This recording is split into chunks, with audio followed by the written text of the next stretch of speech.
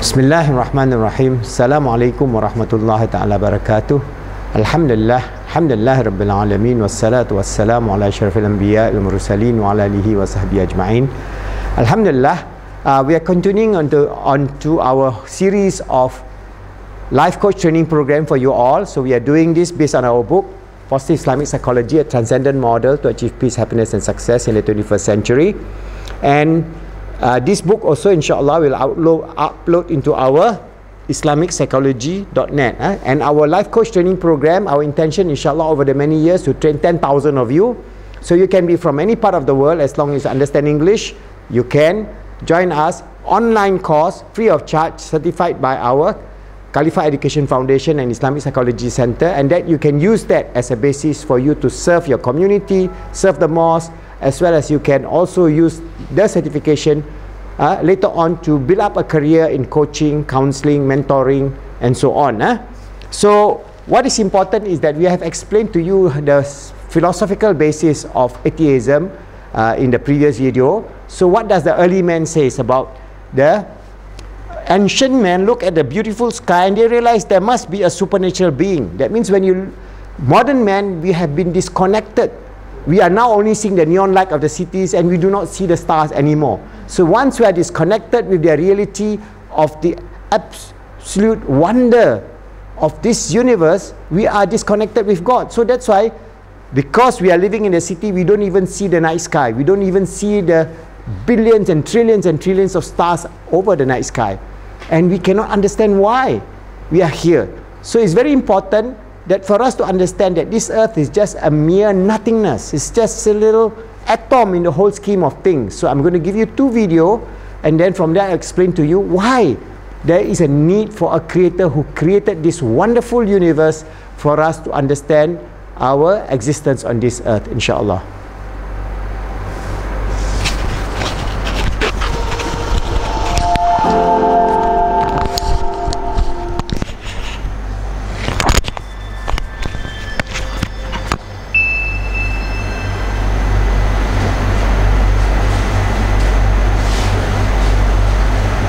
You'll never, ever get your head around how big the universe is.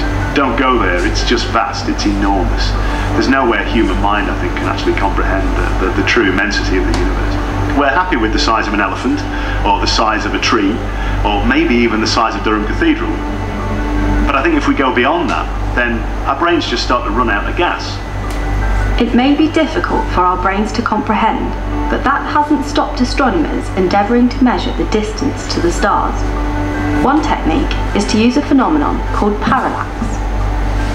Everybody can actually experience parallax for themselves. If you hold your thumb up and close one eye, you can see that your thumb appears to be in a certain position relative to something behind your thumb.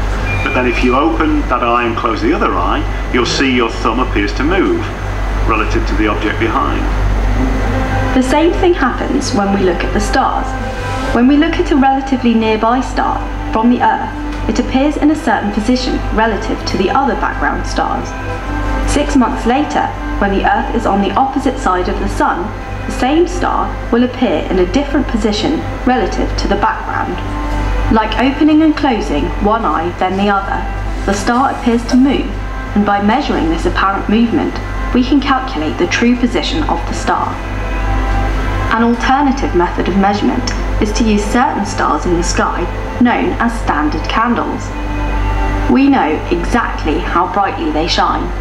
If we can therefore measure how bright they appear to us on Earth, we can calculate how far away they are.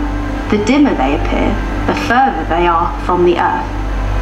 So the nearest star to the Sun is Proxima Centauri, and that, it turns out, is 40 trillion kilometers away. That's 40 million kilometers away from the Earth. Such numbers start to become incomprehensible, and that's why astronomers have adopted an alternative unit of measurement for such vast distances, the light year. A light year is the distance that light will travel in 1 year. If you imagine light moving around the Earth in 1 second, so in that time, light would travel around the Earth over 7 times.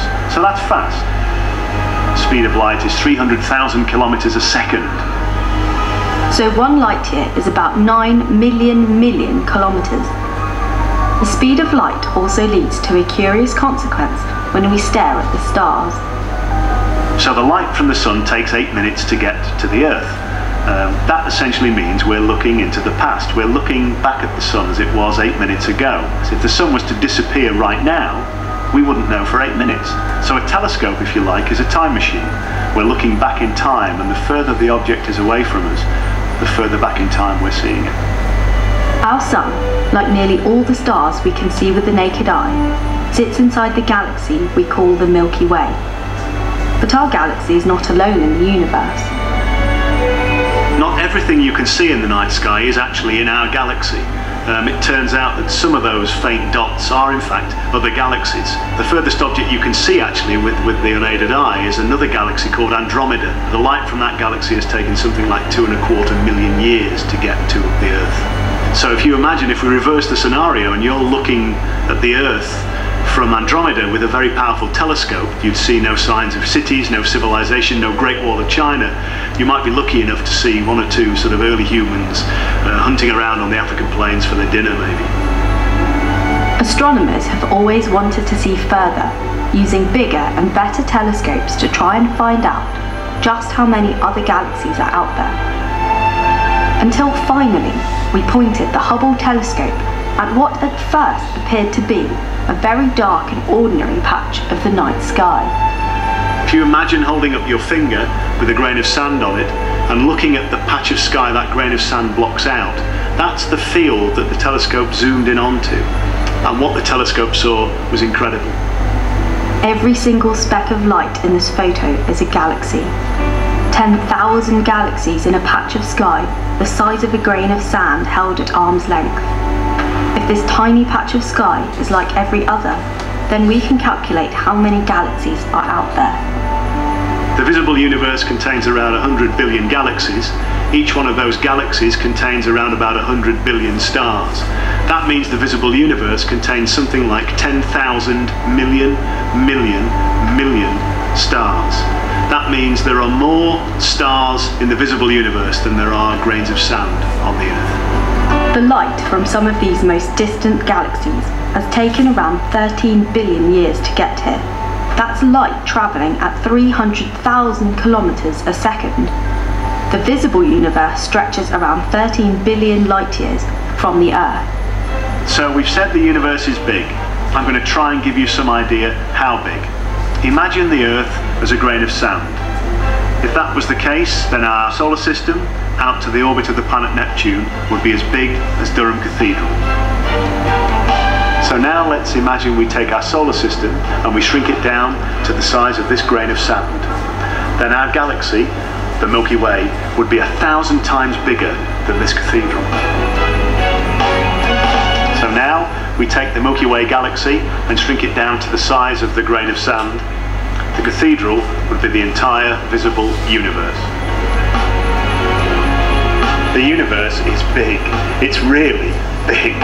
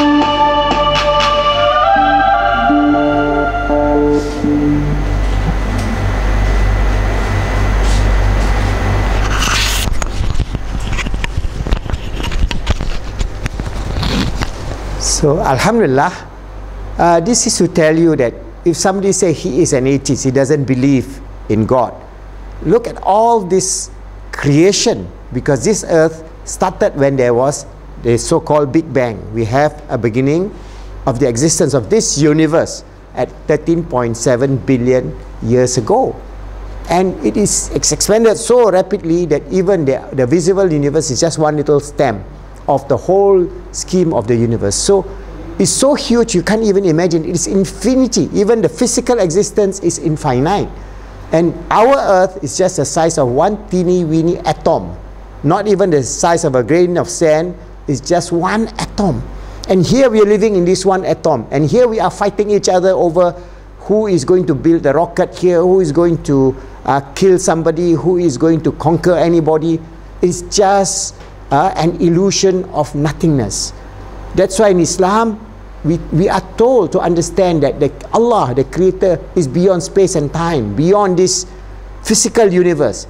He is the creator of everything, and because of that we submit to Him and strive to make this world a wonderful world, because beyond this physical plane there is the plane of the Akhirah, the spiritual realm that is beyond space, beyond time, close to Allah subhanahu wa ta'ala, and that is the realm that we will journey after our sojourn on this earth. We will go on to the next plane of existence, and this earth and all the universes will also have a time period for it. When the time comes, it will be, as mentioned in Al-Quran, Bismillahir Rahmanir Rahim, Iza zulzilatil ardu zilzalaha wa akhrajatil ardu athqalaha wa qala al-insanu ma laha, that there will be a heavy shaking and the earth will pour out whatever it has, and then mankind will ask, what is happening to us? So there will be an end time for this earth, for this star, for this universe, for this physical universe, but there is no end time for our existence in the realm with Allah subhanahu wa ta'ala, in the realm of joy, in the realm of happiness, in the realm of Jannah, which is promised to all believers. So if you see a atheist, just don't argue with them, show them this and let them think, reflect over their nights and think, who is this creator of this wonderful existence of this universe that is beyond all imagination, and our earth is just a little teeny weeny atom not worth fighting for. So we must lead a life of peace, of happiness, of fulfillment, realizing that we are the servant of Allah, His Khalifa on this earth, always striving to make ourselves good, helping others to be good, and making the world good, inshallah.